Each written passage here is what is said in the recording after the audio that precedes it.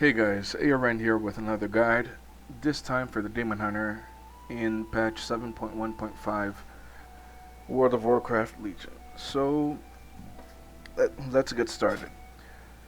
At the level 99 tier, we want to go with Fellblade. Fellblade causes you to charge to your target and deal 205 K fire damage.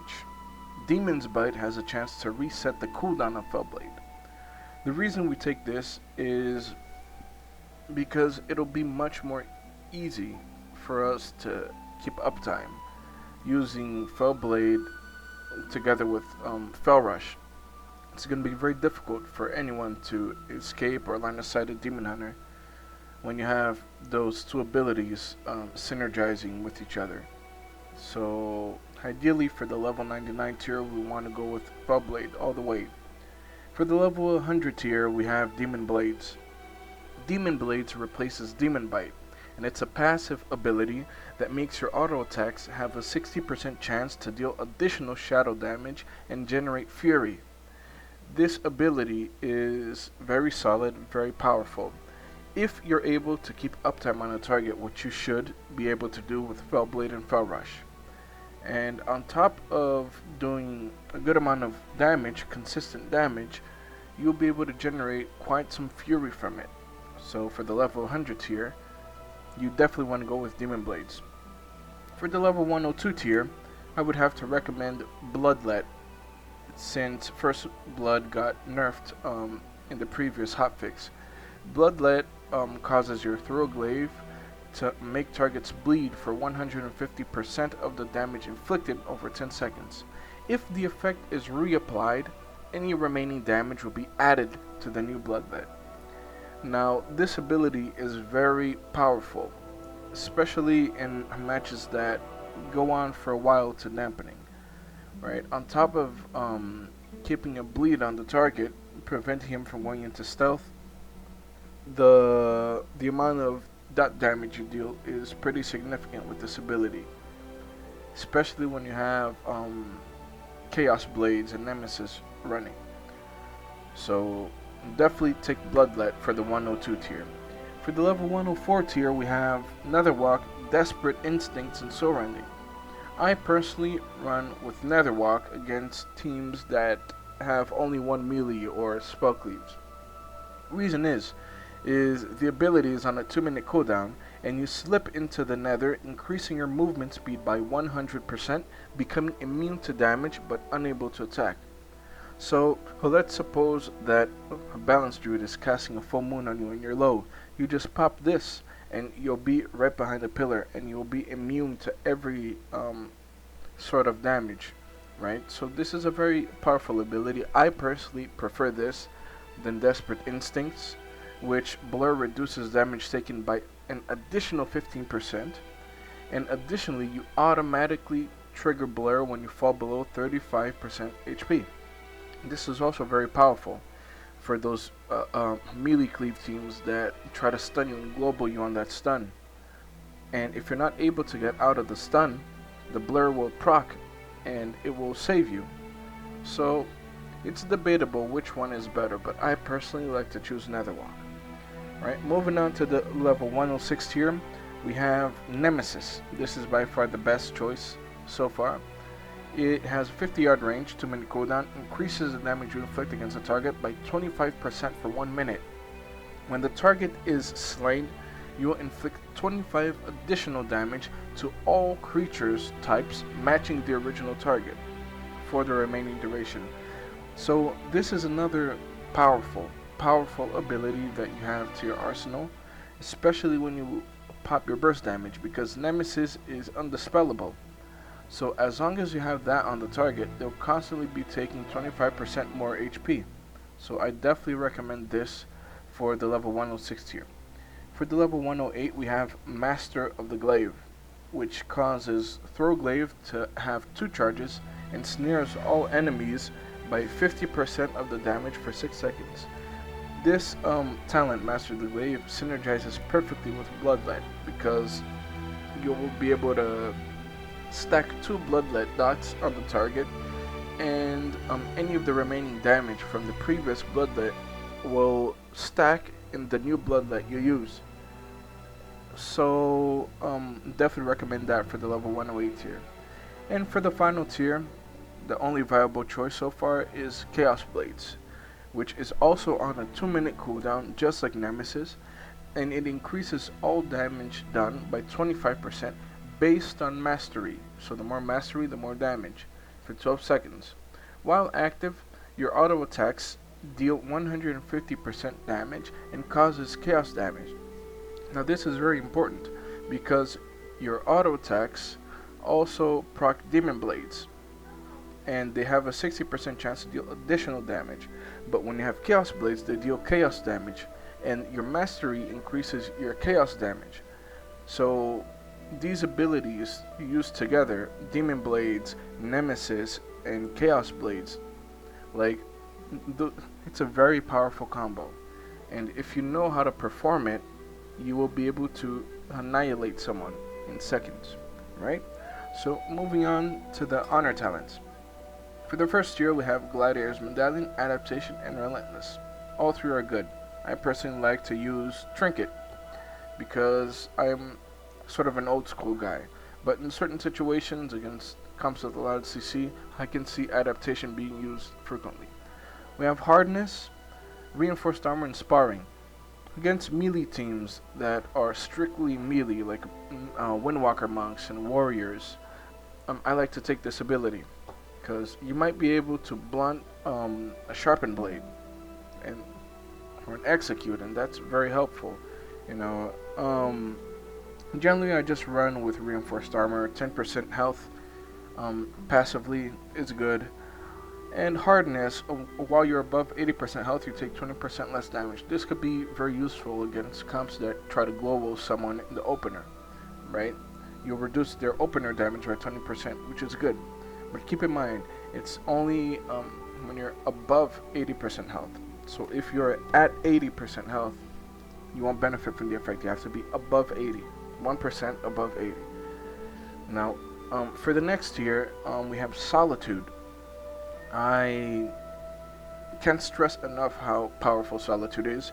It increases your damage by 15% and attack speed by 15% when there are no allies with 15 yards. So basically, for your hard swaps, your other DPS might not be able to keep up with you, and you'll constantly have that 15% damage increase on the target. And you might be able to make hard swaps. For example, if you see a wrestle druid without a trinket, and he is a bit far from his team, so they can't peel, you might be able to throw an imprison on him, root him in place, and you can pop Nemesis Chaos Blades Metamorph on top of him, and you'll get the Solitude buff, and you will be able to probably global him in that part. So I definitely recommend Solitude, and use it and abuse it. For our next tier, we have Eye of Leotheris. You keep a watchful eye over the enemy. Whenever they cast a harmful spell, they suffer 6% of their health in shadow damage, and it refreshes the duration of the eye on the target for 6 seconds.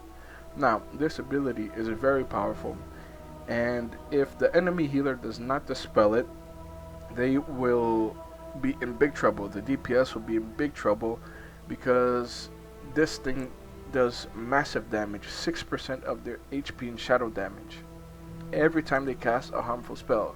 So boomies, they spam their dots. Warlocks, they spam their dots. They're constantly taking 6%. It's like 6, 6, 6, 6, 6, 6, 6. Their HP just drops completely. So if you see this on someone, dispel it. And if you're a demon hunter, use this against caster cleaves. We also have reverse magic, which dispels all harmful magic effects from yourself and all nearby allies within 10 yards, and sends them back to their original caster if possible. So basically, if you're fighting a comp like Vanguard's Cleave or RMD, or comps with magical CC, this can be very useful for your healer, because Vanguards or her Cupid, for example, they will go for the Hodge into a trap.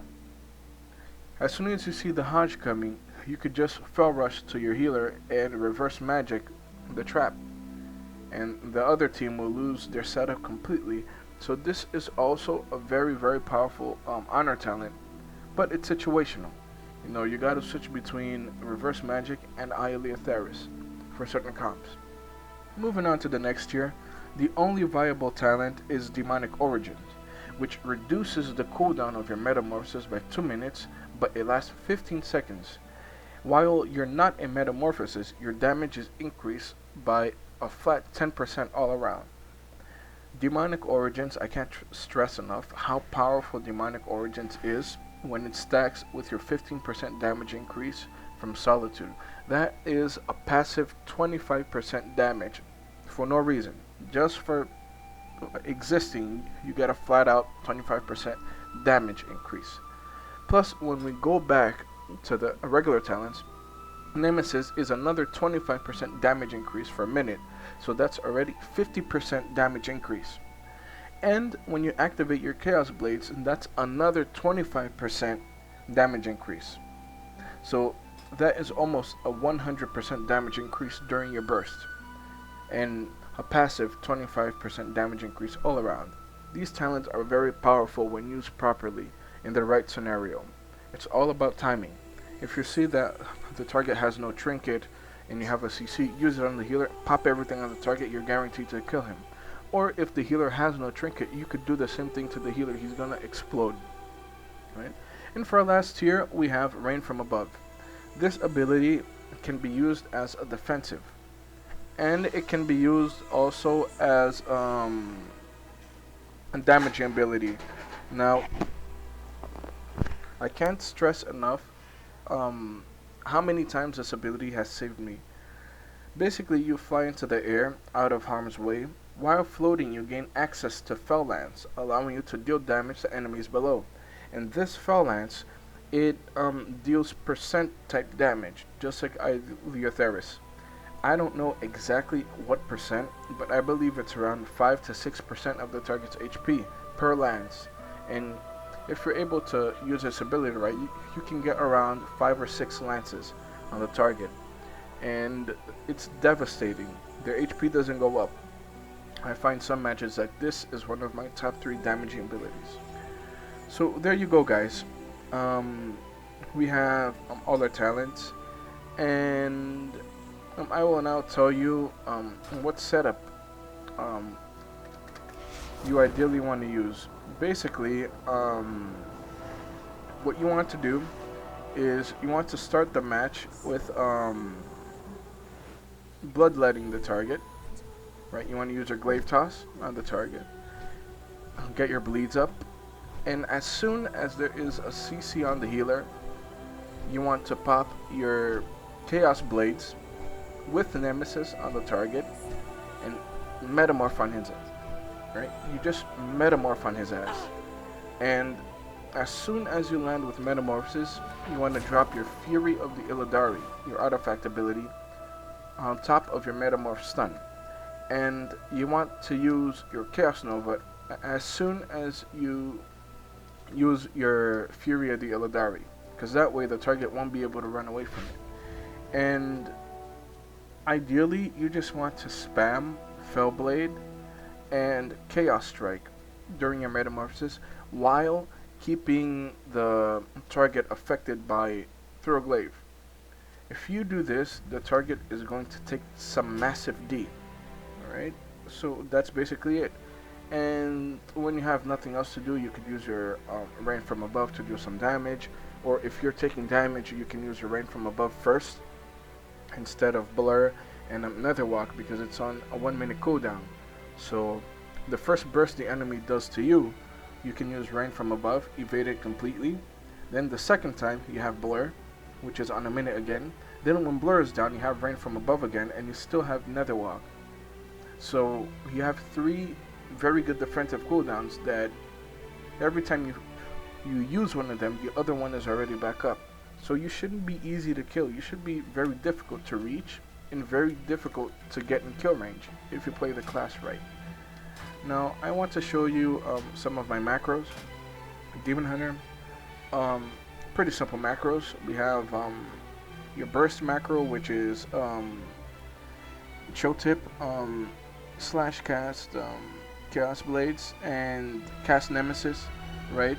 We have the other one, which is the focus in prison one, which is show tip, show tooltip.